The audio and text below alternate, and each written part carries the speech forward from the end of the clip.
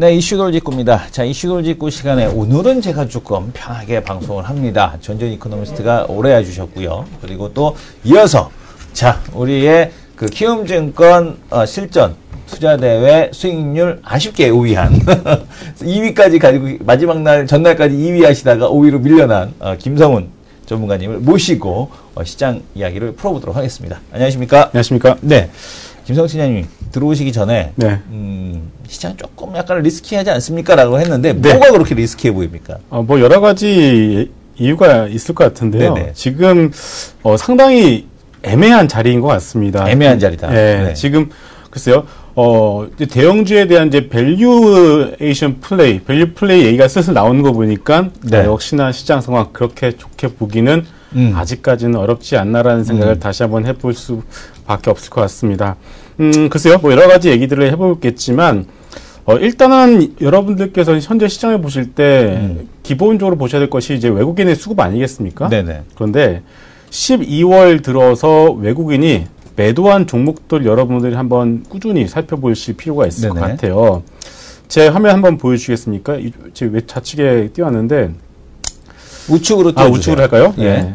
제가 이쪽 자리는 처음이라서 네. 자 보겠습니다. 자 보시면은 한 달이거든요. 네네. 12월 1일부터 12월 30일까지 거의 딱 한 달 동안에 외국인들이 코스피 시장에서 무엇을 가장 많이 팔았는지를 보시면은 삼성전자, 제일모직, 네. 코덱스 200, 코덱스 200뿐만 아니라 타이거 200 지수 ETF를 상당히 크게 매도를 하고 있고요.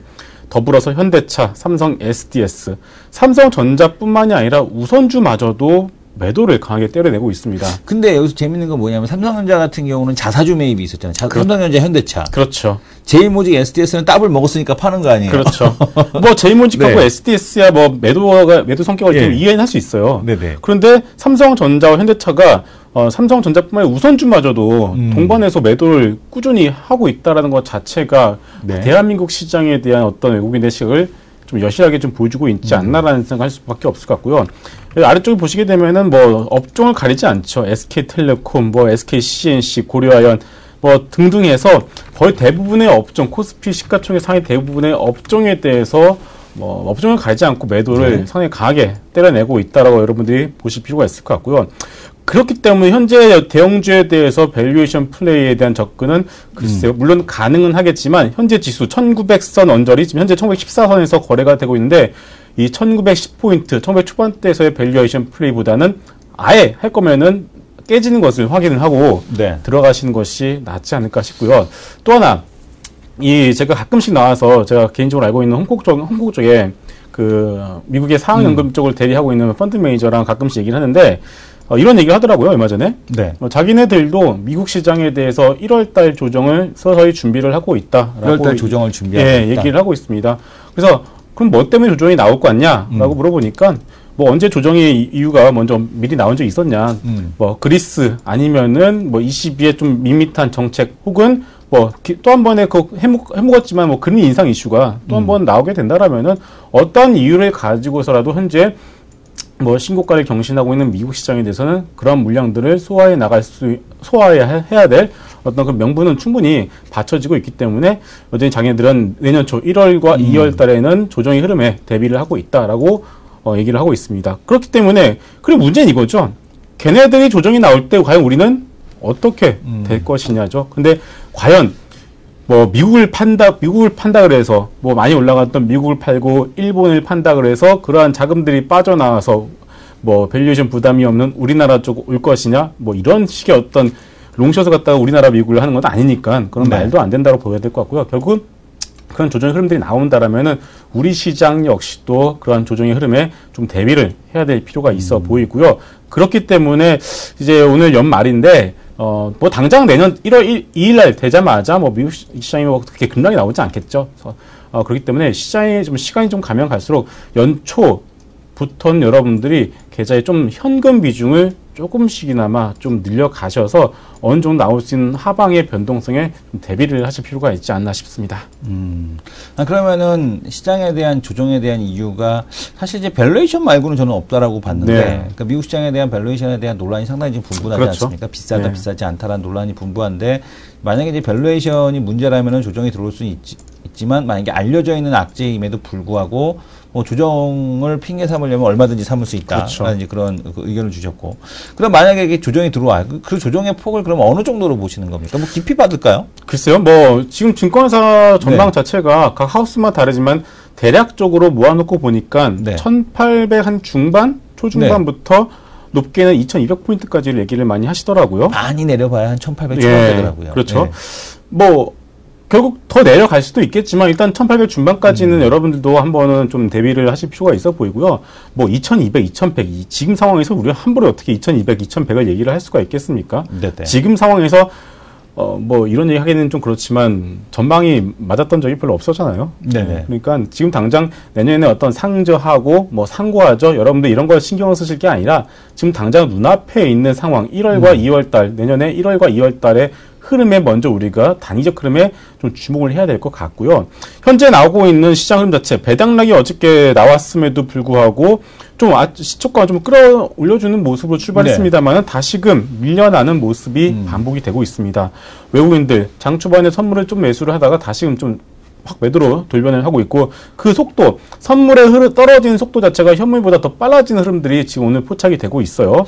그렇기 때문에 현재 우리 시장 뭐 코스닥이야 뭐 이따가도 얘기하겠지만 개별 종목 장세는 좀 더 이어질 수 있겠지만 여전히 코스피를 중심으로 한 대형주 중심의 장세는 역시나 조금은 어렵지 않을까라는 생각을 지울 수가 없을 것 같습니다. 그러면은 이제 궁금한 게 우리가 이제 그 시장에서 1850 초중반?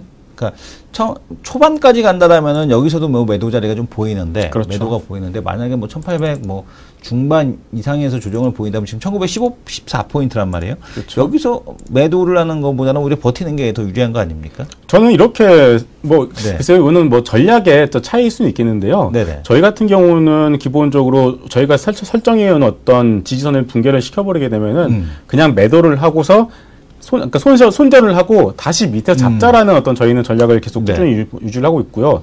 그렇기 때문에 일단 뭐 개인 투자자 여러분들께서도 마찬가지겠지만 이미 뭐 민감주들 저 위에서 좀 물려 계신 분들을 뭐 마이너스 30% 40% 되신 분들에게서는 당연히 지금의 매도는 의미는 없죠. 네네. 의미는 없고 다만 이제 어느 정도 현금을 가지고 계신 분들이라면은 그분들을 대상으로 말씀을 드린다면은 1900포인트에 대한 어떤 매수보다는 차라리 지금 보시는 그림이 제가 지금 월봉 차트를 지금 띄워놓은 거거든요. 지수의 월봉 차트를 보시게 되면은 우리 시장 최근에 2012년도와 2013년도 거의 1800을 깨는 모습이 두 번이 나왔습니다. 네. 그리고 현재 2014년도에도 한번 2050포인트를 돌파 시도를 했다가 다시금 밀려버린 상황에서 최근에 차트가 무너지는 흐름의 중심에는 외국인의 수급이 상당히 강하게 강하게 좀 있고요.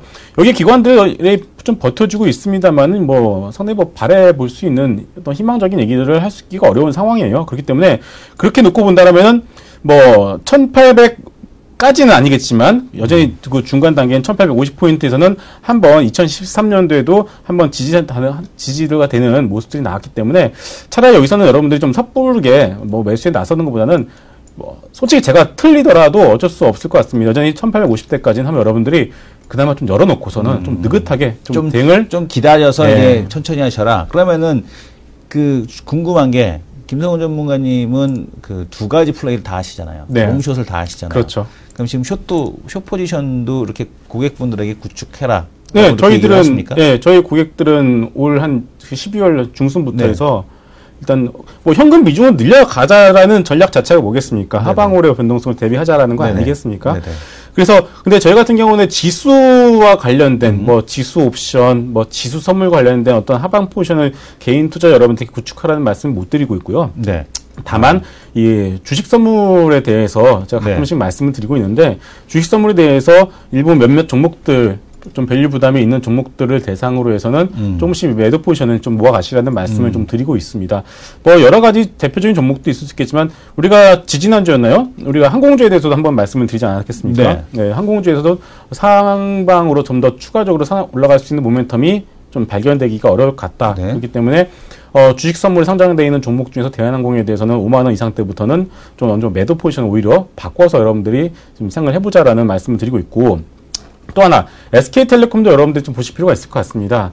SK텔레콤 뭐 배당과 관련된 부분들 때문에 이슈가 됐었지만 최근에 흐름들 보시게 되면 배당이 끝나고 나서도 여전히 배당락에 관련된 부분들 회복을 해주지 못하고 있는 상황이에요. 네. 그리고 최근에 지나간 10년 동안에 SK텔레콤의 1월 연초 1월에 여러분 흐름들을 여러분들이 다 살펴보시게 되면은 거의 한 열에 한 8번 7번, 8번 정도는 1월달 상당히 큰 폭의 조정 흐름이 나온 것을 여러분들이 발견을 하실 수가 있습니다. 그렇기 때문에 이러한 종목들에서도 뭐 내려오면은 충분히 내려오게 된다면 사겠지만 그렇지 않다라면은 현금을 가지고 계시거나 아니면은 이런 종목들에서 좀 매도 포지션을 좀 구축을 해 놓으신 것도 괜찮다는 말씀을 좀 드리도록 하겠습니다. 그러면 뭐 그거는 이제 조금 이제 전문가분들의 그 의견을 취합을 하셔야 될 것 같고 네. 좀 받으셔서 진행을 하셔야 될 것 같고, 키워드림에도 이 같이 하시는 분들이 있으시기 때문에 아마 그분들의 의견을 좀 들으셔서 아마 그 혼자서 독단적으로 진행하시지 마시고 참고를 좀 하셔야 될 것 같습니다. 자, 일단은 코스피는 안 좋아요. 네. 코스피는 안 좋은데 코스닥은 여전히 그래도 잘 버텨주고 있고, 신기한 거는 외국인 매수는 계속 들어오고 그렇죠. 있단 말이에요. 네. 근데 물론 코스피가 어느 정도 그 어느 지점을 이탈해버리게 되면 코스닥도 무너지는, 그러니까 그렇죠. 일거에 무너지는 시점은 나타나지만, 만약에 코스피가 안 무너진다라면이라는 가정하에서라면은 코스닥이 더 좋을 수도 있지 않을까? 당연하죠. 그렇죠. 그렇죠. 예. 코스피가 만약에 하방으로 큰 폭의 그러니까 쉽게 표현해서 막 예. 후다닥 무너지지만 않는다라면은 네. 당연히 코스닥 쪽의 종목 장세, 개별 종목 장세는 계속 될 수밖에 없겠죠. 그리고 잘 아시겠지만 지금 현재 올해 코스닥 시장의 외국인의 순매수 금액이 사상 최고치를 찍지 않았습니까? 그리고 외국인이 코스닥에 대한 관심을 가지게 된 것이 2013년도죠. 즉 2012년도에 개인들이 총 매수한 금액을 갖다가 고스란히 2013년도에 외국인이 다 받아갔고요. 네네. 그리고 그것을 가지고서 2014년도에 외국인들이 코스닥에서 대박을 쳤죠. 네네. 그렇죠. 2014년 코스닥에서 뭐 이오테크닉스 같은, 그리고 바이오 헬스케어 같은 종목들, 네네. 2013년도에 외국인들이 꾸준히 매집을 해놓은 종목들 위주로 해서 거의 뭐 시가총액 2배, 3배까지 가는 흐름들이 반복이 되면서 상당히 대박을 쳤는데, 이런 흐름들이 아직까지 빠지고 있지는 않은 상황이에요. 그 얘기는 뭐냐면 결국 우리가 뭐 대형주 중심의 장세는 역시나 여전히 아직까지 유원하다라고 봐야 될 것 같고, 그렇기 때문에 코스닥 시장 뭐 전제 조건이 있죠. 아까도 말씀하셨지만 코스피가 크게 무너지지 않는 상황에서라면은 코스닥 시장에서 개별 종목 장세는 계속 이어질 수가 있을 것 같다. 다만 자, 최근에 갑자기 뭐 테마주들이 몇 번 좀 난리치는 것 같아요. 네. 뭐 대표적으로 중국 원양자원을 들 수가 있을 것 같은데, 네. 뭐 중국 원양자원 차트 보시면 무섭지 않습니까? 이런 것들? 이런 것들을 갖다가 좀 우리는 방송에서 언급을 하면 안 된다고 저는 생각을 하는데, 결국 이런 좀 테마와 관련된 부분들이 시장이 안 좋다 보니까 튀어오르는 흐름들이 나오고 있어요. 이런 것에서 여러분들이 조금 개별 종목 장세랑 테마랑은 여러분들이 꼭 구분지어서 좀 생각을 하실 필요가 있을 것 같고요. 개별 종목 장세는 뭐냐? 결국 이제 반도체 관련 주들이 최근에 좀 흐름 좋지 않겠습니까? 네.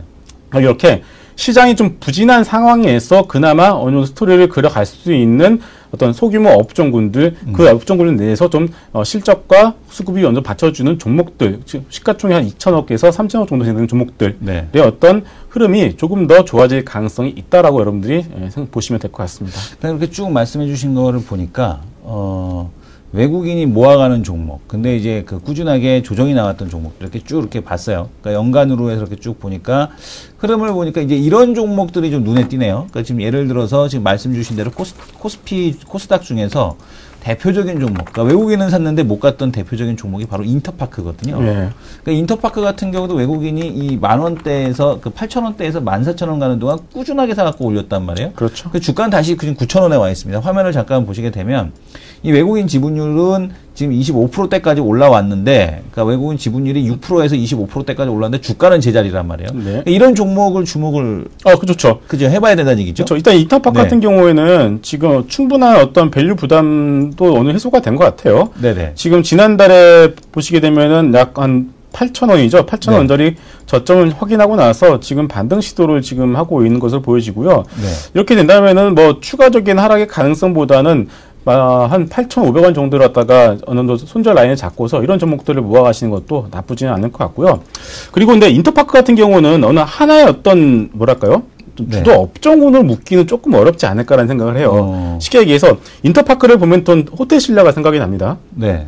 또 호텔시라도 우리가 지지난주 계속 말씀을 드리고 있는 종목 아니겠습니까? 네. 결국 이제 어느 정도 이런 쪽, 뭔가 하나의 어떤 전체적 업종으로, 특별 업종으로 묶지는 못하겠지만, 그런데 수급과 그리고 뭐 실적이 어느 정도 받쳐주는 종목들이 좀 밸류 부담이 없는 종목들이 많이 나오고 있어요. 그렇기 때문에 인터파크 호텔시라는 그런 관점에서 보시면 될 것 같고. 또 하나. 네. 그러면은 물론 이제 CEO 리스크는 좀 있지만 CEO 리스크 사장님이 좀 워낙 이렇게 좀 놓으시는 걸 좋아해서 오스템 임플란트. 네. 오스템 임플란트 같은 경우는 워낙 사장님이 놓으시는 걸 좋아하니까 뭐 이거는 뭐 개인적인 일이시니까 뭐 제가 뭐라 할 건 아닙니다만은 이 오스템 임플란트 같은 경우도 말도 많고 정말 탈도 많거든요. 그렇죠. 근데 주가가 이게 급락이 나왔단 말이에요, 여기서 한번. 네. 근데도 불구하고 외국인은 안 팔고 오히려 사고 있습니다. 그렇죠. 그러니까 이런 종목 같은 경우, 사실 오스템 임플란트 같은 경우도 한참 이게 원래 중국 관련주로 이 중국 도시화가 되게 되면 임플란트 수요에 대한 쪽 늘어난다. 이런 거. 이거 뭐 긍정적으로 봐야 됩니까, 오스템 임플란트? 일단은 오스템 임플란트라는 회사 자체가 네네. 그 임플란트 시장, 전 세계 시장에서는 거의 미미한 마켓 셰어를 가지고 있죠. 네. 일단 그거를 우리가 먼저 염두에 둘 필요가 있을 것 같고요. 글쎄 뭐 스토리는 그려본다라면 어느 정도 그려볼 수는 있을 것 같은데, 글쎄요. 아직까지 우리나라 시장 내에서도 우리가 이제 이빨이 아프다 그래서 바로 아주 그냥 뭐 임플란트를 하는 것에서 어떻게 뭐 슈퍼 가서 어떤 물건을 사는 것처럼 그렇게 쉽게 결정을 내릴 수 있는 그런 부분들은 아니죠. 네네. 그렇기 때문에 글쎄요. 아직까지는 이 중국 관련해서 오스템 임플란트를 엮기는 조금은 어렵지 않을까라는 생각이 들고요. 오히려 만약에 어떤 이것을 뭐 그렇다면 기술적으로 접근한다라면은 아예 밸류 부담이 없는 한 3만 원대 초반까지는 한번 여러분들이 기다려 보시고 나서 이 3만 원대 초반에서 지금 월봉으로 보시게 되면 20월봉선 근처거든요. 네네. 이 언저리 정도라면은 충분히 어떤 기술적 반등을 노려볼 수 있기 때문에 현재 구간에서는 오스템 임플란트는 뭐 펀더멘탈적인 부분들, 스토리 여러 가지를 살펴봤을 때는 아직까지는 조금 뭐 좀 부족한 부분들이 좀 있지 않나 싶습니다. 네, 알겠습니다. 자, 1부에서 종목 두 가지 전략, 상반되는 전략을 들어봤습니다. 전전 이코노미스트 같은 경우는 뭐 여기서 더 나빠질 거 있겠니? 라는 그런 의견이었고요. 그러니까 지금 뭐 애널리스트 입장이었죠. 그렇죠. 그다음에 이제 지금 보게 되면은 김성훈 전문가님이 이제 해외, 지금 IB 쪽에서 전해 들은 그 펀드 매니저들의 이야기는 그래도 우리는 조정을 대비하고 있다라는 시각 이렇게 들어봤습니다. 그리고 이제 김성훈 전문가님이 이야기해 주시는 거는 그러니까 외국인에 대한 수급에 주목을 하자. 코스닥 같은 경우가 이제 중소형주 중에서 외국인들이 꾸준하게 1년 동안 모으는 종목들. 그러니까 보통 이제 2년에 걸쳐서 이제 플레이가 되는 이런 기업들에 좀 주목을 하자라는 얘기를 해줬는데, 자, 2부에도 조금 더 얘기를 들어보도록 하겠고요. 2부에는 이제 종목 설전도 함께 하겠습니다. 샤오미가 어제 이제 11억 달러 조달을 했죠. 이 샤오미에 대한 가치 과연 가능한 건지 한번 보도록 하겠고, 특히 이 이오테크닉스를 앞에서도 말씀을 해주셨는데 2, 3천억짜리, 1,000억짜리, 2천억짜리에서 이렇게 1조, 2조짜리로 가는 기업들이 많아져야 사실은 우리 개인 투자자분들이 행복한 거거든요. 과연 그런 수 있는 가능성이 있는 기업들은 어디가 될 수 있을지 한번 얘기를 해보도록 하겠습니다. 시간이 되면은 메이저 리포트도 한번 진행을 해보도록 하겠습니다. 자, 2부에서 뵙도록 하겠습니다. 감사합니다.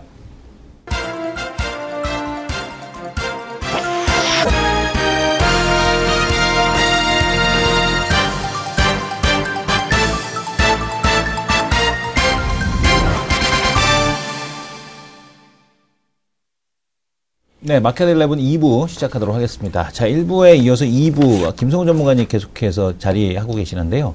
2부 때 제가 여쭤봤던 게 뭐였냐면, 앞에서도 이제 우리가 전략을 받고, 중소형주 좋지 않겠느냐. 그러면 이제 중소형주 중에서, 그러면은 이제 외국인이 매수하는 종목을 주목해야 될 것 같은데, 자, 이 시가총액이 한 2, 3천억 되는 데에서 1조로 넘어갈 수 있는 그런 가능성이 있는 기업들에 대한 리스트 한번 조금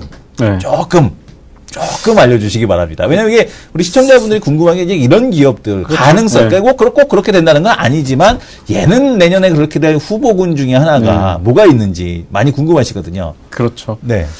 참 여러 가지 종목도 있을 것 같은데 결국은 그 좀 추세적으로 가는 거 아니겠습니까? 네네. 그러니까 뭐 중국 원양자원처럼 갑자기 뭐 이렇게 더 가지고서 뭐 한 달 만에 시가총액이 두세 배 뛰어버리는 거는 그거는 이제 건드려서는 안 되는 종목들이고, 그러니까 우리가 이오테크닉스와 고영처럼 꾸준하게 좀 갈 수 있는 섹터. 그렇다면 결국은 이제 산업의 틀 자체가 그쪽으로 이제 크게 몰려가야 될 수밖에 없는 상황인데, 현재 지금 오늘 최근 들어서 가장 많이 나오고 있는 뉴스와 이슈 중에 하나가 삼성전자가 이제는 모바일 사업부보다는 이제는 메모리 사업부가 삼성전자를 먹여 살리고 있다는 얘기들이 많이 나오고 있어요. 네, 내년에는 아마 이런 얘기가 있더라고. 내년에는 모바일보다 반도체가 더 실적 많이 그렇죠. 나오지 않겠니? 네. 뭐 이런 얘기. 갑자기 이해가 생각나는 네. 게 있는데, 네. 그 제가 올해 초에 네네. 삼성전자에 다니시는 분하고 제가 이렇게 소개를 받아서 네. 처음 만난 자리에 있었습니다. 아, 미팅했나요? 소개팅이었어요. 여자분? 네. 그래서 어디 계십니까? 그러니까 모바일 사업부에 있다 네네. 하더라고요. 언제 오셨어요? 얼마 전에 왔대요. 네. 제가 그러세요. 그러면은 끝물이니까 네. 빨리 메모리 쪽 빨리 같이 하고요. 갈 수 네. 있으면은 그러니까 왜요? 하니까 자기는 모바일에서 와서 이제 상당히 좀 기대를 하고 있는데 제가 그런 얘기 하니까 믿지를 못하더라고요. 네. 그러니까 이미 그 당시 또 우리는 이제 삼성전자에서 네네. 모바일 사업부가 이제 고점을 찍지 않는다는 얘기를 많이 하지 않겠습니까? 네네.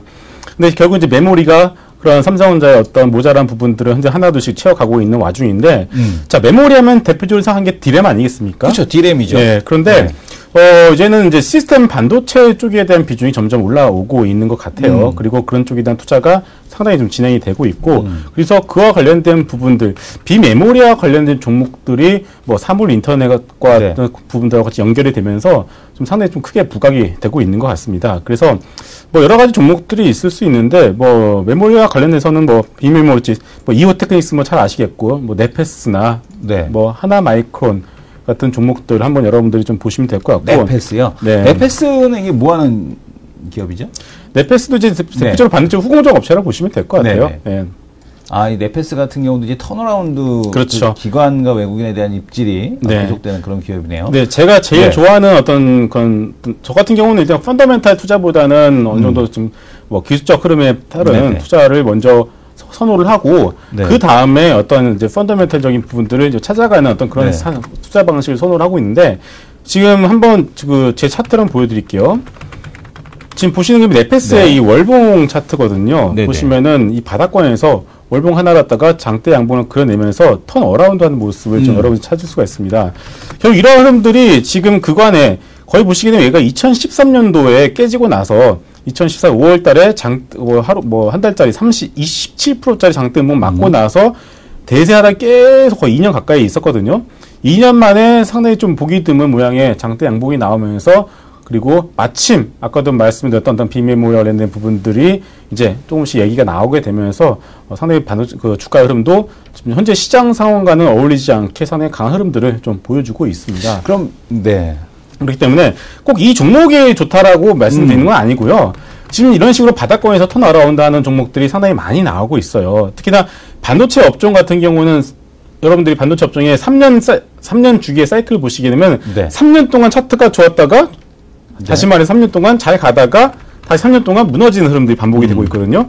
마찬가지 네페스 역시 상당히 잘 가다가 최근에 3년 동안 부진한 흐름들을 보였었는데 하지만 이제는 다시금 좀 턴어라운드에 대한 부분들에서 여러분들 한번 주목을 한번 해보시는 것도 나쁘지는 않을 것 같습니다. 그러면 이제 비메모리 반도체 쪽 얘기가 나왔으니까 그런데 이 실리콘 웍스, 그러니까 네. 그 애플과 삼성에는 네페스가 있다라면 사실 이 비메모리 반도체 설계하는 회사가 이 실리콘 웍스, 그렇죠. LG에서 인수했죠. 네. 이 실리콘 웍스도 가능성 있는 거 아닙니까? 실리콘 웍스도 가능성이 있죠. 네. 전반적으로 그러니까 이게 지금 이게 중요해요. 실리콘 웍스도 가능성이 있냐도 중요하겠지만 실리콘 웍스도 가네? 실리콘 웍스 지금 월봉 차트 보시게 되면 올해 이번 달에 네. 막 10% 올라가고 있는 모습이 네네. 나오고 있습니다. 네. 즉 다시 말해서 여러분들이 여기에 주목을 해야죠. 그러니까 한 종목만 그 업종 내에서 한 종목만 튀어 오른다면 그거는 일회성으로 끝날 확률이 큰데 최근에 들어서 비메모리 쪽에 얘기가 많이 나오고 있네. 관련된 종목을 찾아보니까 얘도 가고 있네. 얘도 올라가네. 네. 치스코 지금 뭐 코스피 지수 무너지고 코스닥도 부진하고 있는 상황에서 얘들이 점점 올라오고 있다는 네. 거겠죠. 그렇기 때문에 이런 관점에서 여러분들 투자의 포인트를 이렇게 비메모리 쪽 한번 종목들로 한번 찾아보시는 것이 좋을 것 같습니다. 이 테스나가 또 대표적인 비메모리 쪽이었죠. 삼성전자 비메모리 그 테스트하는 그렇죠. 회사. 이 테스나 같은 경우도 안 본 사이 거의 뭐 많이 15,000원까지 올랐죠. 올라갔네요. 지금 지난달에만 많이 올라갔네요. 16% 테스나가. 정도 올랐고요. 네. 네. 그러니까 전반적으로 이 관련된 종목들이 네. 지금 뭐 핸드 인 핸드 아니겠습니까? 네네. 손에 손잡고 지금 올라가고 있기 때문에 지금 여러분 잘 아시겠지만 뭐 시장 내에서 이런 식으로 하나의 업종이 전체적으로 올라오는 섹터가 뭐가 있겠습니까? 찾아보면은 그렇게 많지가 않아요. 코스피 대형 업종 내에서는 뭐 두말할 것도 없고 코스닥 내에서도 뭐 보시게 되면 삼불 인터넷이 좀 움직이고 있지만 뭐 시가총이 워낙에 작고 좀 테마성이 어떤 흐름들이 조금은 있기 때문에 오히려 좀 이제 진짜 이게 내용이 있는 내실이 있는 펀더멘탈에 가진 어떤 업종이라 본다면은 이전 쪽을 한번 여러분들이 주목을 해보시는 게 좋을 것 같고요. 그러니까 그 넷패스 또 이제 그 방금 김성훈 전문가님이 그 얘기해주신 그런 이제 그 적합한 이제 기업들을 한번 찾아봤더니 테크윙 네. 비메모리 핸들러 만드는 기업이거든요. 테크윙 같은 경우도 외국인이 일단은 또 샀네요. 외국인이 그렇죠. 또 그 지분율이 0%대에서 1%대에서 5%대까지 6.5%대까지 올라왔고 최근에 반등 주고 쉬고 있는 테크윙. 그죠? 테크윙도 지난달에 한번 튀어 올랐죠. 네, 이름이 좋네요. 테크윙, 윙. 이름이 윙이 들어가네요. 네, 이름이 윙이 들어가서 상당히 좋은데, 어쨌든 이 비메모리 반도체 쪽에 좀 그 관심을 갖자라는 얘기. 네. 테스나가 지금 아주 좋은 모습을 좀 보여줬고, 나머지 이제 바닥권에서 올라오는 기업들, 여전히 좀 이렇게 관심권에 두셔야 될 것 같습니다. 자, 그러면은, 이 비메모리 반도체 IT 쪽에서 비메모리 반도체를 보자라는 거 충분히 이해가 됩니다. 뭐 그 외의 섹터는 좀 없을까요? 그 외에 좀 뭐 박근혜 대통령이 강조를 네. 하고 있는 규제 완화, 네, 규제 완화. 핀테크. 그렇죠. 네, 네. 핀테크 쪽을 좀 얘기를 하고 있는 것 같은데 네네. 나쁘지는 않은 것 같아요. 근데 중요한 거는 한번 테마는 한번 그러니까 수급이나 이런 것들을 한번 쏙 돌았다라고 봐야 될 것 같습니다. 그렇기 때문에 네. 이제 여기서 이제 지금부터는 이제 슬슬 이제 실적으로 나와야 될 때예요. 네. 3분 인터넷 같은 경우는 아직까지는 스토리성으로 좀 더 갈 수는 있겠지만 네. 이제 핀테크 관련된 부분들 전자 결제주들의 경우에는 실질적인 이제 뭐 그동안 실적이 나왔었고 관련된 부분들 이제 저 각종 카드사에서 이제는 비밀번호 아이디와 비밀번호만 가지고서도 이제 결제가 가능하죠. 네. 그렇기 때문에 이 여러분들이 실적으로 나올지 여부에 이제 여러분들이 주목을 해야 되기 때문에 현재는 뭐 어떤 스토리보다는 실적 숫자가 얼마나 나오는지에 좀 주목을 하실 필요가 있어 보입니다. 핀테크보다는 사실 이제 핀테크를 하는 목적을 우리가 좀 알아야 될 것 같아요. 그래서 아까 인터파크를 말씀드렸던 이유가 뭐냐면, 그러니까 이게 이 인터파크 INT, 인터파크 글로벌 밑에 인터파크 INT 밑에 글로벌이 있나요?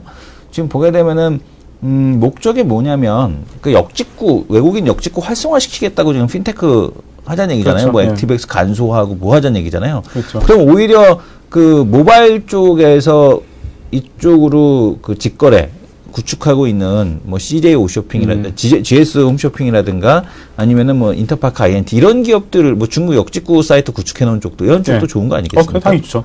그렇기 예. 때문에 지금 GS 홈쇼핑도 보시게 되면은 네네. 거의 지금 한 최근 2달 동안 핀테크 얘기가 나오면서도 야, 이것도 더해서 뭐- 또 밸류 부담까지 네. 이제 밸류션 어떤 메리트까지 이제 지금 겹치다 보니까 거의 한 2달 만에 20% 이상 바닥권에서 좀 강하게 올라오는 모습. 외국인 주소 담았네요. 그렇죠. 예. 그래서 외국인이 아주 주소 담았네. 말씀하신 대로 그런 쪽으로 한번 네. 우리가 엮어서 생각을 해봐도 나쁘지 않을 것 같습니다. 그러니까 꼭 이 핀테크가 이게 뭐 결제 관소화에 따른 이 결제에 대한 우리가 좀 주목할 수가 네. 있는데 결제뿐만이 아니라 말씀하신 대로 좀 넓혀서 뭐 CJ 대한통운까지도 우리가 넓혀서 생각을 좀 더. 해볼 필요는 있겠죠. 사고의 확장. 그렇죠. 예. 근데 그러다 보니까 대신에 뭐 국내 내수주들 뭐 롯데쇼핑이라든가 네네. 뭐 현대백화점 이런 종목들은 뭐 오프라인은 뭐 별로. 지금 뭐 바닥을 모르고 내려가고 있죠. 최근에 여자를 사귀어 보신 지 네. 한 1개월 되셨나요? 한 1년 됐죠. 1년 됐습니까? 네. 자주 가시는군요. 사귀진 않고 계속 만나기만. 짧은 만남, 즉석 만남. 짧은 만남도 가지고 싶습니다. 그렇습니까? 그러면 여자하고 쇼핑을 하십니까? 쇼핑은 이제 뭐 사귀는 사이가 돼야지 가지 않겠습니까? 그렇죠. 여자 사람하고는 요즘에 쇼핑하신 적이 없다. 네. 네, 알겠습니다. 근데 뭐 과거의 경험을 한번 말씀을 드려보게 네. 되면은 글쎄요. 요즘에도 이제 백화점에 가서 네네. 남자들이 백화점에 데려가서 사주는 이유가 응. 이게 소위 뭐 좀 뭐라 할까요? 좀 음. 가오라고 할까요? 음. 적절한 표현인지 모르겠는데 네. 그래 뭐 사고 싶니? 그래 가자 사두는 어떤 그런 게 있었는데 이제 점점 글쎄요 사람들의 어떤 소비 성향 자체가 스마트해지는 것 같아요. 다시 말해서 백화점 가서 입어보고 그리고 한번 보고 물건 그 라벨 한번 보고 인터파크 이런 데서 인터넷에서 사고. 그렇죠. 와서 사는 거죠. 아니 가격 자체가 같은 제품인데 가격 자체가 싸니까 어쩔 수 없죠. 눈에 네. 당장 내 눈앞에 안 그래도 백화점 대표적으로 옷 같은 거 보시게 되면은 숙녀복 얼마나 비쌉니까? 저도 어저께 알리바바에서 네. 그 산 거 물건 나쁜 거 네. 거기다 댓글 올렸어요. 악플. 넌 내게 모욕감을 줬어. 앞으로 그렇게 달았어요. 넌 내게 모욕감을 줬어. 네, 이렇게 달았어요. 그러니까 이 예. 옷이라는 게 참 저도 옷을 인터넷으로 많이 혼자 살다 보니까 주문을 많이 하지만 뭐 어느 정도 싼 게 비지떡이라는 말은 좀 있는 것 같아요. 그러다 보니까 이제 사람들이 이제 백화점에 가서 이제 옷을 사는 거지만, 근데 요즘에 이제 백화점에 옷을 산 다음에 와서 인터넷으로 주문을 하는 어떤 스마트 쇼핑에 대한 비중이 점점 늘어나고 있다라고 보시면은 일단은 뭐 될 것 같습니다. 모바일 쇼핑 관련된 쪽까지 한번 살펴봤고요. 자, 이어서 지금 종목 설정에 대한 얘기, 샤오미에 대한 얘기 한번 들어가 보도록 하겠습니다.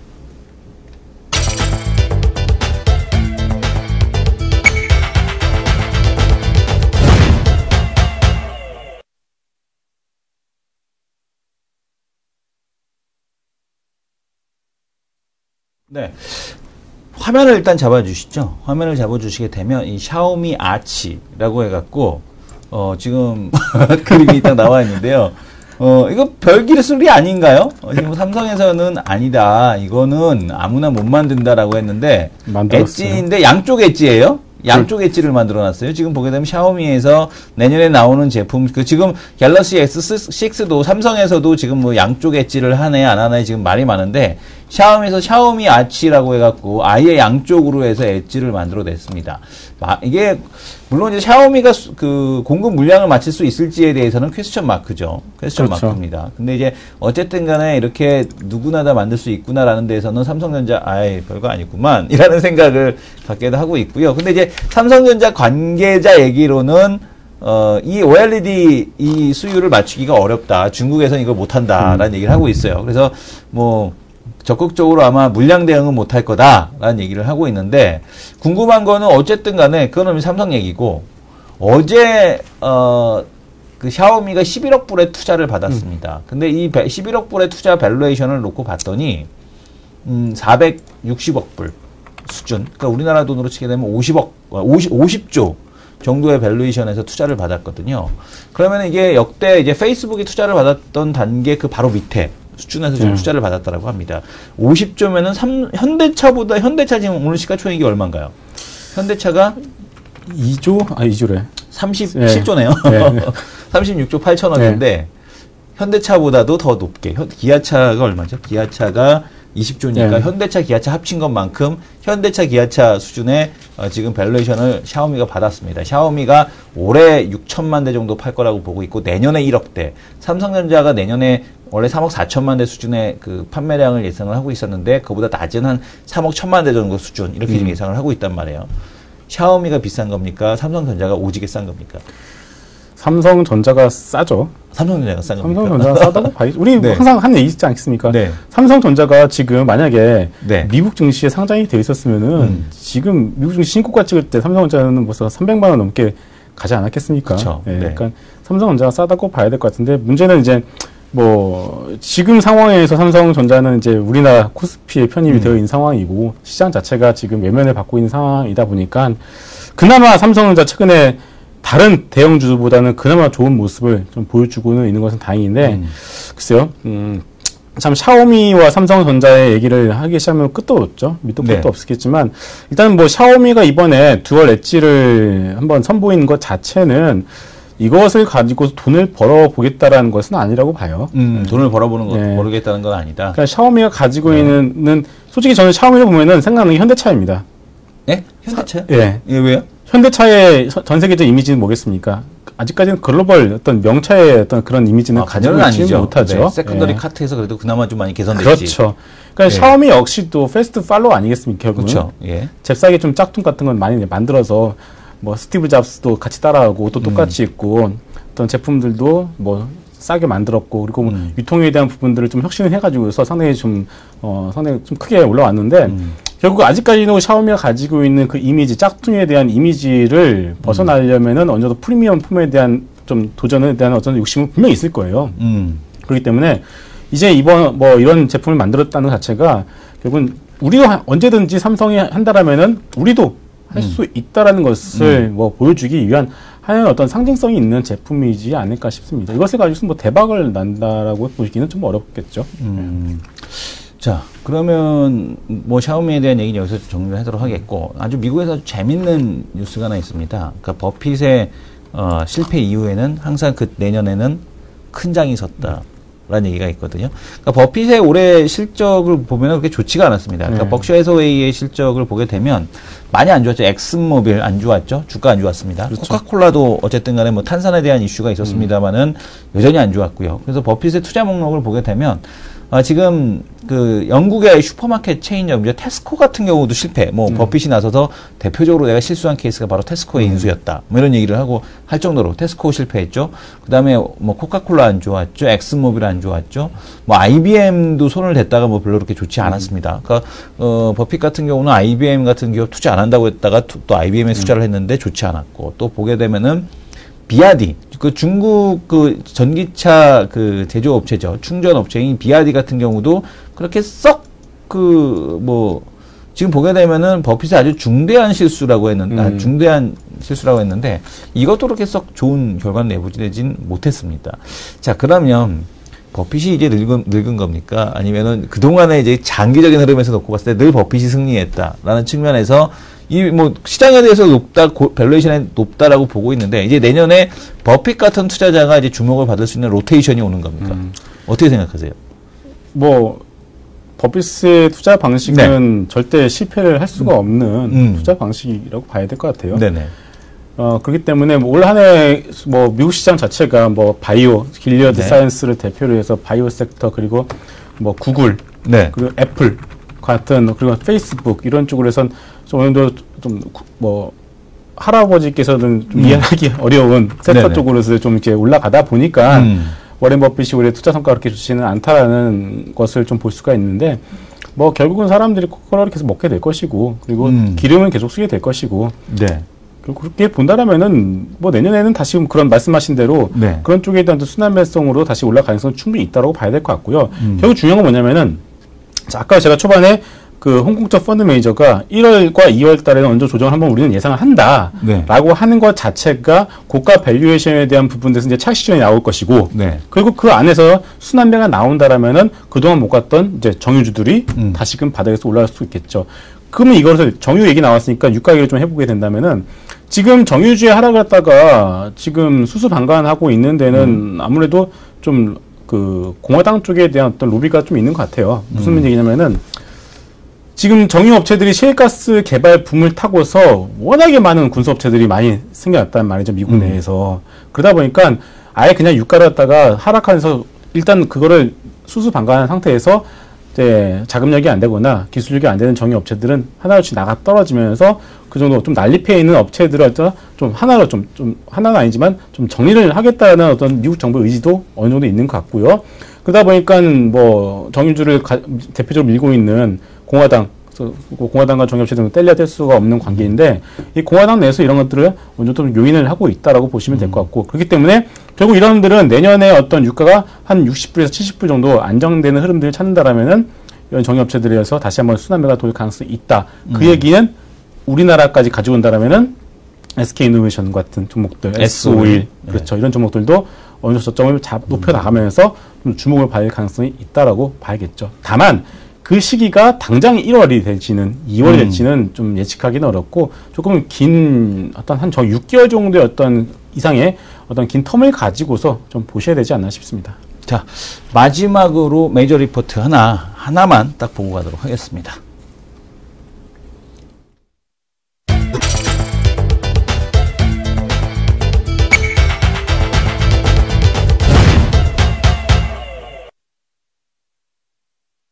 자, 김성훈 전문가님께서 지금 비메모리 반도체 좋다라고 했는데, 과연 이제 메모리 쪽도 좋아질지. 오늘 그 우투에서 보고서가 하나 나왔습니다. 우리 투자증권에서 SK 하이닉스 꾸준한 이익 성장성에 주목이 된다라는 그런 내용의 보고서인데요. 자, 4분기 영업이익이 1조 6천억이 나올 거다. 그 다음에 2014년도 영업이익은 5조 원인데, 내년도 5조 9천억으로 확대가 될 거다라는 얘기를 하고 있습니다. 근데 이 5조 9천억에 대한 쪽도 지금 전망치를 상향을 시킨 거죠. 기존에 이제 5조 7천억에서 5조 9천억대로 상향을 시킨 건데요. 과연 이제 이렇게 된다라면 하이닉스 같은 경우는 지금 그 쭉 이렇게 보게 되면 한번 실적에 대한 쪽을 한번 볼 필요가 있을 것 같은데요. 내용에 대한 쪽이 지금 보게 되면은 영업이익에 대한 쪽이 수정 전에 5조 7천억이었다가 5조 9천억으로, 그 다음에 2016년도 뭐 6조니까 2016년도 가봐야 할 것 같고, 다만 PER 배수로 놓고 보게 되면 7.5배, 현재 주가 수준이 7.5배 정도 수준이란 말이에요. 그러니까 지금 근데 이 하이닉스를 두고서 많은 분들이 야 이거 뭐 되겠니? 이제 성장성 강한 성장에 대한 쪽이 좀 떨어지는 거 아니겠니? 라는 그런 얘기들을 많이 하고 계십니다. 그럼에도 불구하고 제가 이제 말씀을 드리고 싶은 건 이거거든요. 예전에 하이닉스 같은 경우는 사이클릭한 흐름을 보여줬단 말이에요. 그렇죠. 조단위 투자에 대한 쪽 마이너스 플러스가 왔다 갔다 하는 형태였는데, 삼성전자의 주가가 우상향할 수 있었던 이유는 뭐냐면 계속해서 현금을 누적을 시키면서 자본을 쌓아놓는 겁니다. 그럼 PBR, 우리가 이제 PBR 단으로 놓고 보게 되면, PER이 아니라 PBR 단으로 놓고 보게 되면 자본을 쌓아놓으면서 결국에는 그 지금 주가가 계속 싼 수준으로 계속해서 만들어가면서 우상향을 했는데, 이 SK하이닉스 같은 경우도 그런 단계에 대한 쪽으로 지금 들어온 게 아니냐라는 생각을 한번 해보게 되거든요. 자, 그럼 이 논리에 대해서 타당하다라고 생각하십니까? 아니면은 아니다, 이 반도체 사이클에 대한 쪽은 여전히 저평가됐을 때 차익 실현을 하는 게 맞다라고 보시는 겁니까? 일단 뭐 제 개인적인 의견을 말씀을 드리게 되면은, 네네. 방금 우리가 좀 뭐 개인적으로도 얘기를 나눴었지만, 하이닉스에서 저한테 이렇게 여기나 딴 데서 물어보게 되면은 저는 잘 모르겠습니다 라는 말씀을 드립니다. 이게 밸류 부담이 그렇게 없다고도 볼 수도 없고, 보면은 최고가 52,400원이고 현재 47,850원에서 거래가 되고 있는데, 5만원 언저리에서 현재 가격대 자체가 그렇게 싼 것이라고 얘기하기도 상당히 어려운 상황이고요. 그렇다면은 앞으로 추가적인 어떤 실적에 대한 기대감을 좀 가지고 끌어와야 되는데, 그거에 대한 부분도 디램 쪽에서는 어느 정도 좀 노이즈가 많이 있다고 봐야 돼요. 무슨 얘기냐면은, 올해 디램 쪽에서 상당히 크게 실적이 나왔던 이유 중에 하나가 마이크론 테크도 마찬가지고, 이거는 뭐 논 얘기지만 좀 그 담합에 대한 얘기가 다시금 좀 조금씩 나오는 것 같아요. 그러니까 공식적으로는 인정하고 있지 않습니다만은 담합이 있었기 때문에 전체 SK하이닉스, 마이크론테크 그리고 삼성전자 뭐 디램 쪽의 어떤 실적이 어느 정도 올해 상당히 좋았다라고 하는 어떤 그런 얘기들을 좀 간간히 나오고 있더라고요. 그렇다면은 이게 실질적인 수요가 늘어가서 실적이 좋아졌다라면은 문제가 안 되죠. 즉 다시 말해서 공급량이 늘어서 실적이 좋아졌다면 상관없는데, 이게 공급량 자체는 그러니까 수요 자체는 한정이 되어 있는데 가격의 상승으로 인해서 이것이 실적이 좋아진 거라면은 이것은 우리가 한번 생각을 해볼 필요가 있다는 거죠. 비슷한 예로 대한항공을 얘기를 한번 들어보게 되면은, 결국 본업 자체, 항공의 어떤 수송량 자체가 점점 늘어나가지고서 실적이 올라가는 건 좋죠. 그런데 단순히 유가의 하락으로 인한 원가에 대한 절감 때문에 지금 뭐 주가는 올라가고 있습니다만은, 이것이 과연 본업이 따라주지 않는 흐름 내에서 유가 하락이 얼마나 더 받쳐줄 수 있을까라고 생각을 해보는 것과 거의 똑같다고 봐야 될 것 같아요. 그렇기 때문에 현재 디램 가격의 올해 상승이 수요가 늘어나서 상승했다라고 보시면 안 되고요. 그렇기 때문에 그러면은 이러한 부분, 수요 자체가 얼마나 늘 것이냐. 지금 상황에서도 지금 뭐 스마트폰 업체들의 어떤 공급량 자체는 이제 점점 포화 상태로 가고 있는 상황인데, 여기서 과연 어디서 이런 수요를 더 추가적인 수요를 찾을 수 있을 것이냐라는 질문을 한번 던져본다라면은 거기에 대해서 자신감 있게 얘기를 하기가 조금 주저할 수밖에 없는 상황인 것 같습니다. 그래서 저는 이 하이닉스에 대해서 현재 47,000 원저리 가격대에서는 추가 매수는 혹은 매수나 좀 긍정적인 관점보다는 현재로서는 중립 의견을 좀 드리도록 하겠습니다. 네.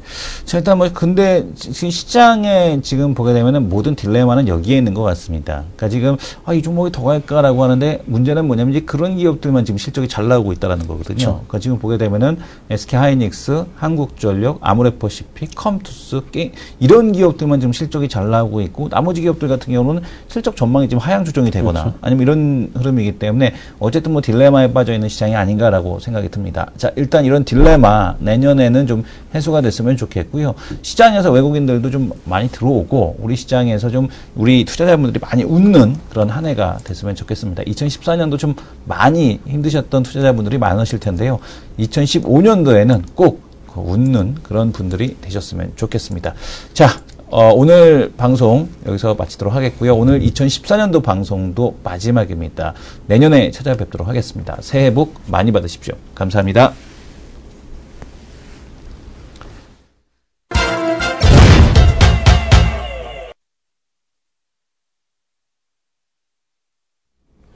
키움증권 사장님, 팀장님, 인이어 좀 교체해 주십시오. 들렸다 안 들렸다 시골 라디오 같습니다. 계속해서 돌리고는 있는데 PD님 목소리가 들렸다 안 들렸다 하고요. 이 마이크도 선이 끊어져 갖고 지금 검정 테이프로 실링해서 쓰고 있습니다. 지금 키움증권 시가총액이 얼마죠? 키움증권 시가총액이 지금 보게 되면 1조 원. 주가 많이 빠졌습니다. 예전에 한 10만 원일 때 있었는데 많이 빠져서 1조인데 그래도 1조 조단위다운 회사의 모습을 보여주시기 바랍니다. 농담이었고요. 자, 늘 이렇게 소개를 드리죠. 이학영 전문위원님이 지금 캐나다에 계시는데요. 지금 아침에 8시 34분에 사진을 보냈습니다. 지금 카지노 기업 탐방 중이다라고 했는데 제가 댓글을 달았습니다. 그 유명한 해외 원정 도박인 것이냐, 제2의 신정한, 이 주식계의 신정한이냐고 해서 악성 댓글을 제가 달아드렸는데 악플을 충분히 달아드렸습니다. 아침부터 카지노를 가서 지금 열심히 지금 해외 외화를 벌고 계시는 건지 아니면 외화를 갖다가 이렇게 뿌리고 오실 건지 알 수는 없으나 어쨌든 뭐 카지노 이야기 갔다 오시면 듣도록 하겠고요. 자, 이학영 전문위원님이 얘기하는 늘 지금 대한민국 두 번째 투자 전략가 전지현 이코노미스트를 모시고 전지현 특집 전지원고 지원고를 시작하도록 하겠습니다. 안녕하십니까? 안녕하십니까? 네. 지금 시장에 대해서요. 네. 보게 되면 모든 사람들이 이제 뭐 한번 크게 한번 밑으로 출렁이지 않겠니? 라는 얘기들을 많이 하거든요.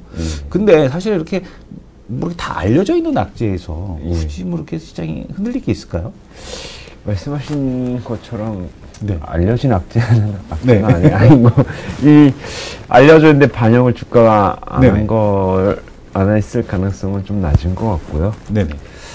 지금 뭐 오늘도 뭐 국제유가가 조금 밀리면서 국제유가 뭐 기술적으로 보면 바닥이 어딘지 잘 안 보이는 그런 상황인데.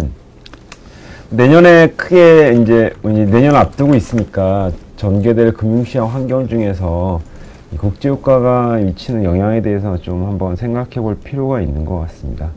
일단 뭐 저번에도 한번 말씀드렸지만 국제유가가 제일 처음에 빠지는 과정 속에서는 네네. 약간 신흥국 증시가 약간 불안한 모습들을 보여주는 게 일반적인데 일단은 미국채 같은 그런 것들에 대한 그 매력이 상승하는 부분들이 있어가지고 돈이 조금 안전자산으로 가는 측면이 조금 있는 게 사실이거든요.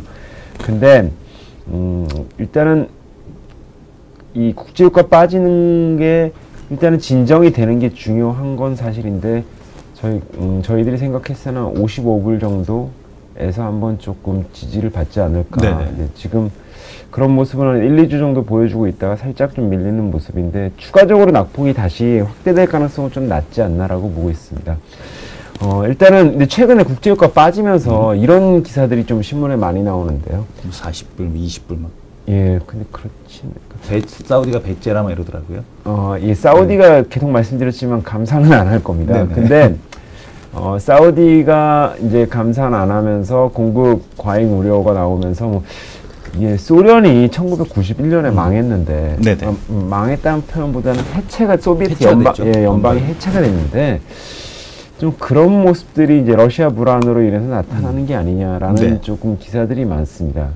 근데 사실 그때랑 그 둘러싼 그 글로벌 경제나 금융시장 환경 중에서 흡사한 면이 있는 게 조금 사실이거든요. 일단은 1985년에 그 사우디가 그 유가 방어를 중단하면서 원유 생산을 그때 한 4배 정도 증가시켜 놨습니다. 그래서 그때 WTI는 없었는데 브렌트유 기준으로요. 그때 한 28달러 정도 하고 있었는데 이게 한 10달러까지 떨어졌습니다. 착사를 냈군요, 아주. 예, 그래서 한 80년대 중반까지 그 소비에트 연방에서 수출의 한 3분의 2가 원유였거든요. 그 다음에 재정 수입의 한 절반 정도가 이제 원유 수입이었고요. 근데 이래서 문제가 이제 80년대 후반 가니까 소비에트 연방이 자금을 차입하는데 애로사항이 좀 발생했습니다. 이래가지고 소비에트 연방 해체에 일정 부분 유가가 기여한 거는 사실이고요. 네. 근데 이 재밌는 게 뭐냐면 그래서 소비에트 연방이 91년에 해체가 됐는데 사람들이 이제 그런 게 재발하는 게 아니냐라는 우려를 하고 있는데 그런데 그때 글로벌 경제나 금융시장은 사실은 엄청 좋았거든요. 그때 80년대가 90년대. 90년대. 예. 예. 그때 S&P 기준으로 OP 마진이 한 6%에서 네네. 90년대 후반까지 한 12%까지 올라갔었고요. 네네. 글로벌 경제는 기본적으로는 그때 경기는 호황인데 물가가 낮은 한마디로 골디락스가 연출이 됐었고 아시다시피 S&P는 10년 동안 강세 사이클이었습니다. 네. 근데 이게 기본적으로 좋은데 1990년대 되게 좋았는데 지금 글로벌 금융시장 측면에서 하나 우려하는 거는 만약에 98년처럼 98년에 기억하시겠지만 많은 일들이 있었는데 98년에 이른바 그 슈퍼스타 펀드라고 불리우는 LTCM이 러시아가 모라토리엄을 선언하면서 ST 파산했죠. 빵하고 파산하고 베어링은 아니죠. 네. 그 LTCM이 예. 파산하고 그때 잠깐 한 달 정도 글로벌 금융시장의 변동성을 한번 확대시켰습니다. 네네.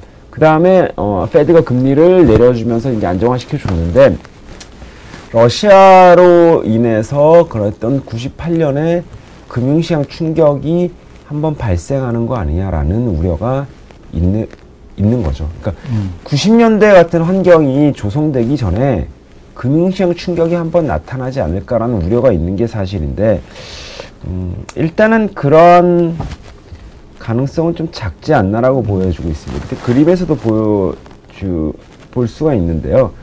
첫 번째 기본적으로는 뭐 러시아 맷집이 많이 커졌습니다. 러시아 같은 경우가 지금 외환보유고 한 4,200억 달러 정도 되고 있는데요. 내년에 갚아야 되는 채무가 한 1,500달러, 1,500억 달러 정도. 그 다음에 외환보유가 GDP 대비 한 22% 정도 되고 아니다. 한 18% 정도 되고 네. 있어가지고요. 일단은 뭐 당장 뭐 러시아가 모라토리엄을 선언할 가능성은 극히 제한적입니다. 왜 그러냐면 또 금융시장이 이머징이 다 같이 불안해지기에도 약간은 힘든 게 보시면 옛날에 92년 정도에 사실 멕시코 사태가 한번 크게 발생했었고요. 사실 그때 멕시코 사태가 발생했는데 신흥국들이 외환보유고를 그때 많이 쌓질 않았습니다. 그래서 다시 한번 발생했던 게 98년, 99년 뭐 이럴 때 동아시아 외환위기 한번 발생했었고 근데 신흥국들이 두 번의 외환위기를 맞은 다음에는요 2000년대 들어서는 신흥국 모든 이머징들이 달러 채권, 그러니까 그 외환보유고를 진짜 엄청나게 쌓아놨거든요. 보시면 이게 2004년 6월부터 페드가 금리를 올렸는데 그린스펀의 수수께끼라는 얘기 한번 들어보신 적 있을 겁니다. 네네. 금리를 계속 올렸는데도. 예, 금리는 단기금리는 기준금리를 따라서 올라가고 있는데 장기금리가 안 뜨더라. 이거 왜 그런 걸까? 답은 굉장히 간단했었죠. 방금 전에 말씀드린 것처럼 이머징 국가들이 수출이 잘 되는 과정에서 외환 위기를 이제 한 10년 동안 두 번 보니까 이게 남의 일이 아니구나. 네. 전 세계가 미국채를 하도 많이 사가지고요. 미국 장기국채 금리가 못 떴던 거였거든요. 러시아 전 세계에서 한 외환보유고 4위 정도 합니다. 러시아가 이게 모라토리엄을 선언할 정도면 진짜로 이머징 굉장히 머리 아프게 되는데 그런 우려가 있는데 그런 우려가 현실화 안 될 거라는 가능성이 말씀드립니다. 그리고 만약에 정말 힘들어도 말레이시아처럼 외환 통제하면 되는 거 아니에요? 그러면 또 그 러시아가 그렇게 하기는 굉장히 힘듭니다. 만약에 그렇습니까? 그러면 예. 만약에 그렇게 되면 첫 번째 나타나는 네네. 몇 가지 현상들이요. MSCI 같은 데서 네네. 러시아를 지수에서 빼버릴 겁니다. 그냥. MSCI에서 아예 그냥 근데 그런 게 MSCI가 대단한 게 아니고요. 다 그냥 근데 그런 글로벌 현상들- 펀드들이 전부 예, 그냥 그냥 다 꺼져 이러고 그냥 너네는 벤치마크에 이제, 제거하고 아예 그냥 러시아 금융자산을 다 없애버립니다. 그냥 없는 나라 셈 치고 그냥 예, 그 사서 가져가지도 못할 거 못하러 금융자산을 갖고 있습니까? 네네. 그러면 그러면 안 되는군요. 그렇게 되면 러시아 금융시장 진짜 황당해집니다. 아예 그냥 작살이 나겠군요. 예, 그런 말레이시아처럼은 안 된다. 예, 그렇게는 안 됩니다. 그래서 러시아의 문제가 그렇게 확산되진 않을 것 같다라고 보는 두 번째 근거는 사실 이게 더 중요한데요. 네. 98년에 잠깐 크게 문제가 됐었던 것 중에 하나는 이거였습니다. 98년 보시면 이게 미국 상업은행 대출 증가율 이제 사이클인데요. 보시다시피 98년에는 신용 사이클의 거의 고점이었습니다. 네네. 한마디로 돈이 글로벌리 굉장히 많이 풀렸다는 거죠. 그러니까 당연히 러시아물에 대한 익스포저도 컸었습니다. 그러니까 뭐 평소에 잘 러시아 채권 같은 거 안 했던 LTCM이 러시아 포지션을 많이 걸어놨었던 거고요. 지금 같은 경우는 그런 사이클이 아니고 특히 밑에 실질금리를 보시면 98년 정도에는 실질금리가 높았습니다. 근데 지금 보시면 미국 실질금리 아직도 단기물 기준이긴 하지만 마이너스권에 있기 때문에 이런 국제유가가 단기적으로 큰 변동성을 확대를 가져올 가능성은 좀 이제 그 구간은 좀 지나가지 않았나.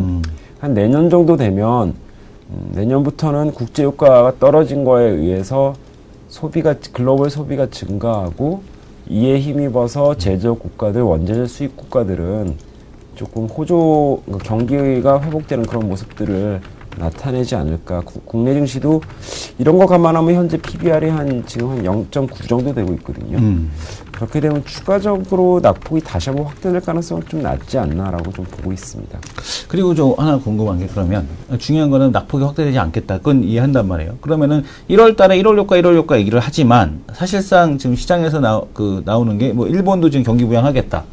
35조엔, 3조 5천억 원이죠. 네. 35조 원의 규모의 이제 경기 부양책을 썼고, 그리고 뭐 바우처 지급하겠다라고 하니까 어쨌든 간에 뭐 바우처 쓴다니까 일단 좋은 효과 낼 것 같고, 그 다음에 또 하나는 유럽에서도 이번에 얘기하셨던 국채 매입, 이번에 1월 달에는 할 거 아닙니까? 1월 달에는 못 할 겁니다. 1월 달에는 못 합니까? 왜냐하면, 예. 근데 기대는 1월 달에 나타날 수가 있는데, 네네. 독일 헌법재판소에서 기존의 네. ECB의 무제한 국채 매입은 네. 위헌인지 아닌지를, 그러니까 제일 처음에 위헌이라고 독일 헌재에서 얘기를 했거든요. 네네. 그래서 이번에 유럽 헌재에서 네. 1월 달에 그거를 다시 판결합니다. 근데 분명히, 위법이 아니다라고 얘기해 줄 거고요. 그쵸. 그러면 실질적인 국채 매입은 2월 달부터 일어날 가능성이 좀 있는 것 같은데요. 근데 유럽 헌재에서 아니다 그러면 기대감은 1월 중순 정도에는 나올 수 있다고. 아니, 그러면 유럽 그렇게 부밍하고 일본도 부밍하면 국내 같은 경우는 여전히 왕따 되는 거 아닙니까? 중국이 네. 조금 경기 부양 기조를 강화할 가능성이 높아 보이고요. 물론 유럽, 미국, 일본 경제 다 돌아가면 우리나라 수국가이기 때문에 네네. 우리나라 수혜 받죠. 근데 다만 이 실제 경제가 좋아지는 게 굉장히 느리기 때문에 우리가 피부로 잘 못 느끼고 피부로 네. 잘 못 느끼는 과정에서 코스피가 잘 반응을 못 하는 건데 그쵸. 제일 중요한 게 일단은 중국 쪽이 제일 중요한데 중국 같은 경우에 며칠 전에 보시면 지난주 금요일 날 장 후반에 보시면 예대율을 살짝 조정해 놨습니다. 그러니까 중국 같은 경우에는 예금 대비 대출 비중을 75 밑으로 상업은행이 더 확장시킬 수가 없는데 네. 이번에 비은행권 들에 대한 예금을 예대율에 집어넣어 줬고요. 그 다음에 지급준비율 의무를 제거해 줬습니다. 비은행권에. 그렇게 되면 이게 사실은 지급준비율을 한 1%포인트 정도 내려주는 효과랑 똑같은 거거든요. 조금씩 기준금리 인하 이후에 지준율 조작 같은 효과를 이미 조금 단행한 거고요. 이런 거 감안하면 10월달 이후에 중국의 SOC 투자가 계속 투자 허가 건수가 늘어나고 있습니다. 허가 건수가 늘어나고 금융 조건을 좀 이zin시켜주고 그렇게 되면 이제는 실제 집행하는 그런 그림들이 연초에 좀 나오지 않을까라고 보고 있고요. 실제로 중국 같은 경우도 한 2, 3월 정도에 한번 다시 기준금리 인하 같은 걸 단행할 가능성이 높은데 1월에 이런 것들이 좀 선반영되는 구간들이 좀 나타나지 않을까라고 좀 보고 있습니다. 중국 사회가원에서도 내년도에 중국 금리가 한 2번 정도 인하될 거다. 예. 이런 얘기를 하고 있으니까요. 그러니까 내년 한 2월달, 2, 3월달 중에 한 번, 그다음에 뭐 상황 보면서 하반기 중에 한 번 뭐 이렇게 예상하시나요? 예, 그 정도로 네. 좀 보고 있고요. 또 하나는 중국이랑 인도 같은 경우는 유류비 보조가 재정에서 차지하는 비중이 한 20% 정도 됩니다. 국제유가 떨어져가지고요. 네. SOC 투자할 여력이 더 확대됐습니다. 이런 것들이 SOC 투자를 강화시킬 거라고 좀 보고 있는 거죠. 그리고 하나는 제일 중요한 거는 내년에 아까 국제유가가 내년에 전개될 금융시장 환경의 가장 중요한 베이스 중에 하나가 될 거다라고 말씀드렸는데 또 하나 유념하셔야 될 거는 내년에 중국은 그동안 2, 3년 동안에 약간의 긴축적인 행보에서 완화적인 행보로 바뀔 것 같다는 게 가장 중요한 키포인트라고 보시면 될 것 같고요. 뭐 해외 투자하시는 분들이 계실지 모르겠지만 중국 증시는 내년에도 굉장히 좋을 겁니다. 그러면 궁금한 게 중국 증시 좋다 이해하겠다는 얘기예요. 그러면 이제 SOC 투자가 늘어나게 되면 오히려 국내에 있던 산업재 섹터들 이런 쪽이 수혜를 받는 겁니까? 그렇지도 않습니다. 않고 또 예. 실제로 이 SOC 투자나 도시화를 하면 네. GDP 중에 어디가 올라가냐? 그러니까 소재나 산업재 섹터가 많이 올라가려면 설비 투자가 공장 투자가 네. 많이 될 때 물건을 많이 만드니까 소재가 많이 필요한 거고요.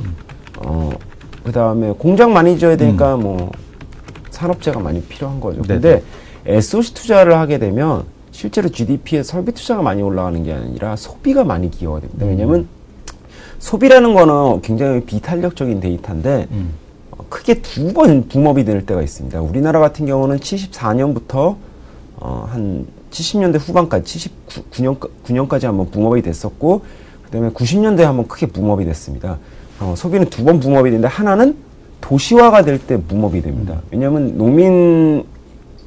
농민들이 도시민화 되면서 소득이 증가하는 게 한 번 있고요. 소득도 증가하고 소비 성향도 3.6배. 예. 그 두 번째는 이 도시민화 돼서 이제 도시민이 돼서 이렇게 살아가다가 이게 도시민화 되면서 인구가 늘어나거든요. 근데 그 늘어난 인구가 한번 레벨업, 그 소득이 레벨업 때는 한마디로 중산층이 약간 허리가 굵어질 때 다시 붐업이 되는데 지금 중서부 지역의 그 중국의 도시화 이런 거 감안하면 기본적으로는 소득 계층이 확대되는 거여가지고 기본적으로는 소비 쪽들이 부스팅을 받을 가능성이 높고요.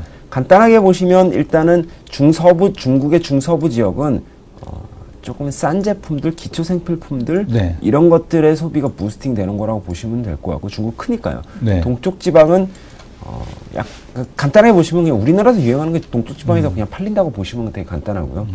미국은 좋아지면 IT 자동차가 좀 민감하게 반응하는데 아직 미국이 좋아하는 지구는 있는데 아직 확장 영역으로 못 들어갔거든요. 그래서 우리가 아직 피부로 잘 못 느끼는 거죠. 아직 경쟁이 치열합니다. 근데 3분기 미국 GDP 보셨듯이 GDP 깜짝 놀랐죠. 네, 그렇죠. 국제유가 빠진 효과가 소비를 부스팅하는 그런 것들이 있고 국제유가가 빠진 효과가 미국에서 이제 원가가 이제 그 고정비가 많이 떨어진 거죠. 그게 변동비랑 공장을 짓기 시작하는 겁니다. 그런 것들이 이제 글로벌리 조금씩 긍정적인 영향을 미치고 있는 거라고 보시면 될 것 같아요. 그럼 뭐 상황은 좋아진다는 건 이제 계속해서 이해가 되는데, 그럼 이제 중요한 거는 뭐냐면은, 그 지금 외국인들은 우리 국내 시장에 주식 매수 안 하잖아요. 그러니까 아예 리스크온, 지금 그리스 이슈라든가 뭐 어쨌든 이런 이슈 때문에 리스크온이 아니다. 리스크온 상황이 아니다. 리스크온이 이머징 마켓 주식을 일단 들어오려면 일단 그리스 이슈까지 끝나야 된다라는 얘기가 나오면 사실 2월 달이나 가야지 그 외국인 매수가 들어온다는 얘기 아닙니까? 근데 1월 때 그러니까 아까 말씀드렸던 것처럼 기본적으로 외국인이 사는 거에 가장 큰 영향을 미치는 걸 한 세 가지로 꼽자 그러면 하나는 싼가 지금 싸고요. 두 번째는 글로벌 유동성이 늘어날 건가. 유동성이 늘어나면 쭈그러들면 이제 뭐 파는 거고요. 늘어나면 위험한 데로 좀 가는 거고 쭈그러들면 유동성이 쭈그러들면 안전한 데로 많이 움직이는 건데 일단은 말씀드린 대로 2월에는 ECB가 행동을 결정할 가능성이 상당히 높아졌고요. 인민은행의 기대도 높아질 거고. 세 번째로는 글로벌이 좀 좋아질 건가. 속도는 굉장히 더디겠지만 이런 뭐 인도, 중국, ECB 이런 쪽들의 일본도 그렇고 부양이 나오면 어떻게든 세상은 조금 더 경기는 좋아지는 방향으로 간다. 근데 문제는 이런 것들을 그러면 싼 상황에서 기다리는 과정이 얼만큼 될 건가. 그게 문제인데 일단은 국내가 옛날이랑 많이 틀려진 거는 일단은 아직은 주진 않았지만 삼성전자, 현대차를 필두로 배당 성향의 확대를 지금 얘기하고 있는 상황이면 일단은 밸류 측면에서는 밸류에이션 트랩에 빠지면서 더 밑으로 내려갈 가능성은 좀 많이 떨어진 게 아닌가라고 보고 있습니다.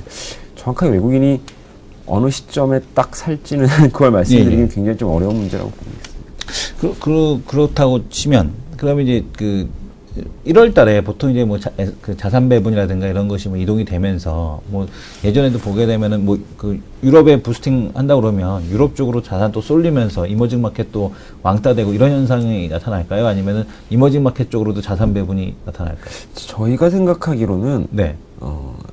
내년에는 많이 차별화되는 모습들이 나타날 것 같고요. 그러니까 올해 같은 경우 보시면 그냥 간단하게 이머징이랑 선진국 나눠서 선진국 간 거죠. 네네.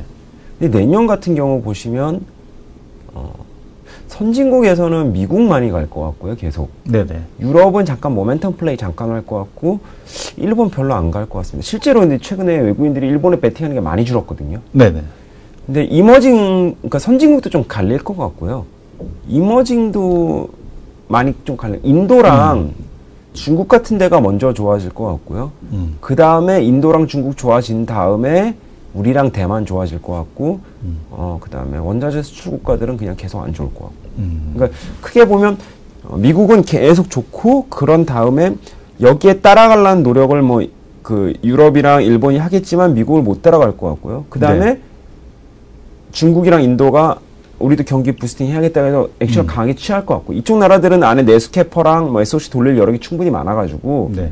잘 돌아갈 것 같고, 우리나라 같은 대만 이런 나라들은 미국이랑 중국이 충분히 좀 좋아져서 햇빛을 받을 수 있는 시점부터 좀 많이 좋아지지 않을까라고 보고 있습니다. 그러면 역시 상저하고네요. 예. 상저하고. 상반기에는 그러니까 모멘텀이 그렇게 안 크니까 싼 게 좋지 않을까라고. 그냥 싼 게 좋다. 그러면 근데 싸게 좋다라는 거는 IT 자동차. IT 자동차 여전히 싸니까. 예. 일단은 예. 싼데 밸류여서 그냥 바로 올라가는 건 아닌데, 일단은 배당 성향 확대할 얘기이기 때문에 밸류에이션이 더 내려갈 가능성은 좀 낮은 것 같고요. 미국이 좀 좋아진다. 네. 그러면 아까도 말씀드렸지만 IT랑 자동차가 민감도가 크거든요. 네. 그거 하나랑 최근에 중국에서도 자동차, 현대차가 점유율이 나쁘지 않은 거 보면 이게 사람들이 다 싫어하는 IT 자동차가 역설적으로 상반기에 좋을 것 같고요. 네. 중국 소비주는 중국 부동산이 이제 턴하는 시차를 감안하면 하반기에 다시 한번 밸류에이션이 고밸류에이션이 계속 지속되지 네. 않을까라고 보고 있습니다. 그러니까 상반기는 낮은 밸류에이션에 투자하고 하반기에는 높은 밸류에이션에 투자하는 게 조금 연간 흐름으로 봤을 때 확률이 높지 않을까라고 보고 있습니다. 그러면 이제 그 뭐 중국 소비 관련주들 이쪽 같은 경우는 조정 지속된다 이렇게 보시는 겁니까? 뭐 그 기간 조정 기간 정도라고. 왜냐면 예. 이게 성장주가 가다가 쉴 때도 있거든요. 네네, 그렇죠. 그래서 그런 구간들 약간 좀 나타날 수 있다라고 보고 있습니다. 오히려 상반기 대형주가 유리하지 않나. 아, 상반기에 대형주가 오히려 유리하다. 예. 근데 싼 거.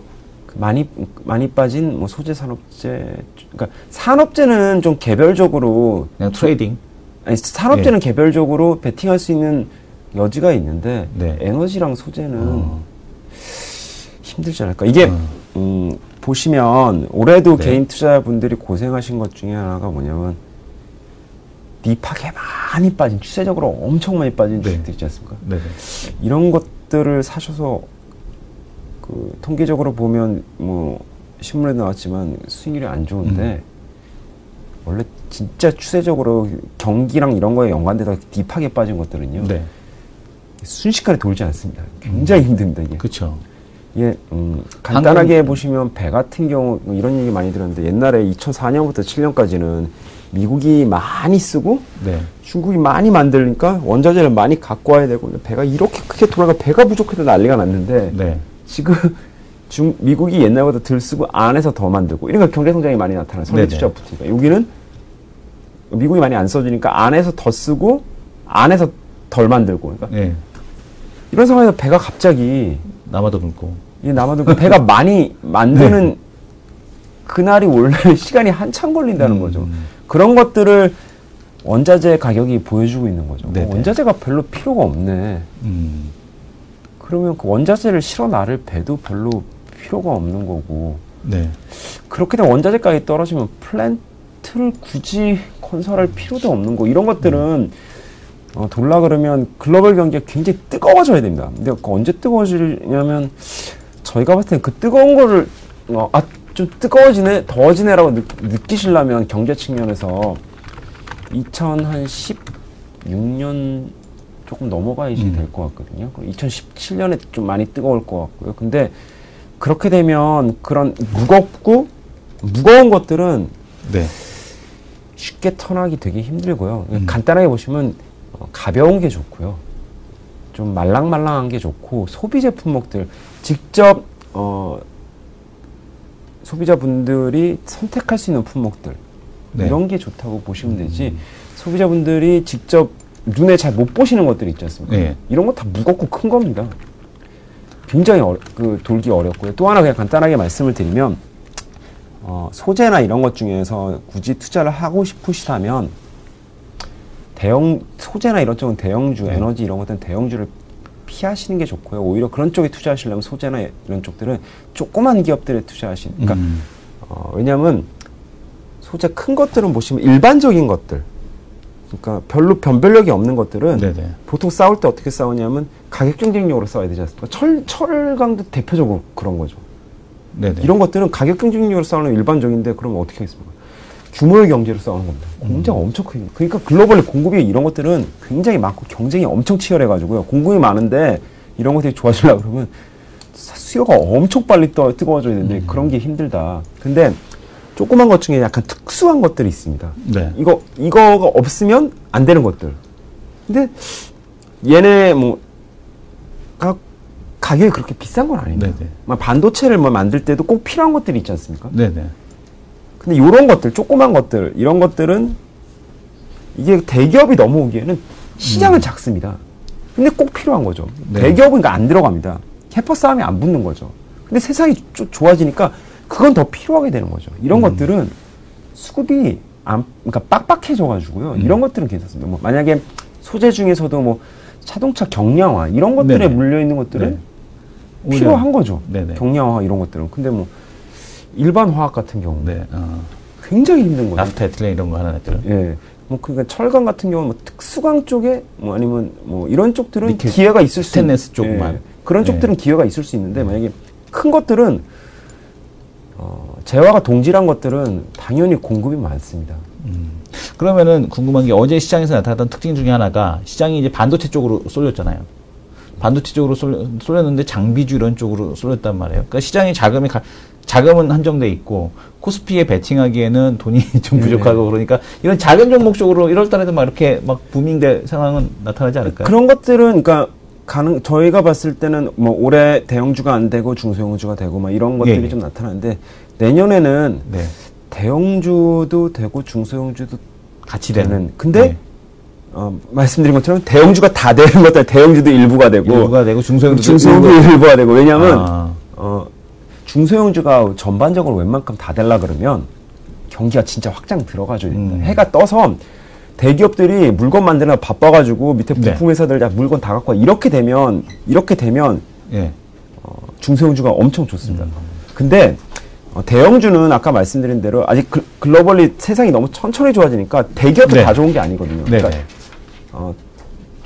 일단 그게 싼 게 좋다고 말씀드리고 대형주는 싼 걸로 갈 건데 싼 것도 더 이상 나빠지지 않아야지 이게 싼 게 싼 거니까. 근데 소재나 이런 쪽은 아직도 불확실하기 때문에 밸류를 믿어줄 수가 없어가지고 그냥 밸류 배팅은 IT 자동차 위주로 일어날 거고 은행, IT 자동차, 유틸리티 이런 쪽으로 좀 일어날 가능성이 높아 보이고요. 그러면 그로스가 별로 없기 때문에 중소형주 중에서 그로스가 나타나는 것들에 대해서 계속 탐색 과정이 계속 있을 것 같습니다. 낚시질을 계속하겠군요. 예, 어떻게 또 반도체가 성장 계속 공급은 제한적이어서 가격은 오르겠지만 그래도 조금씩 지어야 된다. 그러면 그럼 반도체 장비 한번 좀 찾아볼까? 반도체 만드는데 이런 소재는 꼭 필요한데 그럼 이런 거 찾아볼까? 그런 시도는 계속 일어난다고 보는 거죠. 네, 알겠습니다. 해외 공장, 큐가 없으니까 해외 공장이 있는 기업들 중에서 돌아가고 있는 건 뭐가 있을까? 이런 거 계속 찾아볼 것 같습니다. 그로스는 중소형주에서 많이 찾을 것 같고요. 밸류에 대한 배팅은 대형주에서 좀 일어나지 않을까. 네, 알겠습니다. 자, 내년 1월 달에 다시 한번 내년 1월에는 또 특집으로 신년 특집 어디다 우리가 또 배팅해야 되는지 작년 내내 IT 자동차였는데 IT 자동차 이렇게 그냥 그랬단 말이에요. 네, 내년에도 IT 자동차 계속해서 그게 얘기하시는데 우리 시청자분들이 듣고 싶은 작은 이야기 예. 그쪽으로 좀 집중적으로 풀어주시기 바랍니다. 예, 새해 복 알겠습니다. 많이 받으십시오. 예, 새해 복 많이 새해 복 많이 받으십시오. 받으십시오. 예.